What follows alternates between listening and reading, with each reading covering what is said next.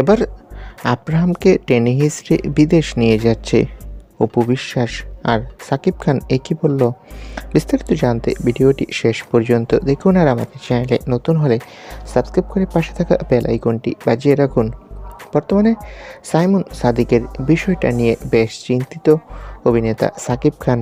শিল্পী সমিতির কমিটি থেকে পদত্যাগ করার পর ইতিমধ্যে এই কমিটির সভাপতি ইলিয়াস কাঞ্চন বলেছেন, সাইমন এই কমিটির গুরুত্বপূর্ণ নেতা, কই সেসব বিষয়ে এখন তিনি কথা বলছেন, সেগুলো তিনি কমিটির মিটিংয়ে বসে বলেননি কেন?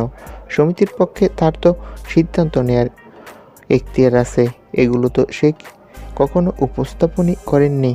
তবে এবার শিল্পী সমিতির কমিটিতে গুরুত্বপূর্ণ ভূমিকায় ফিরছে অভিনেতা সাকিব খান।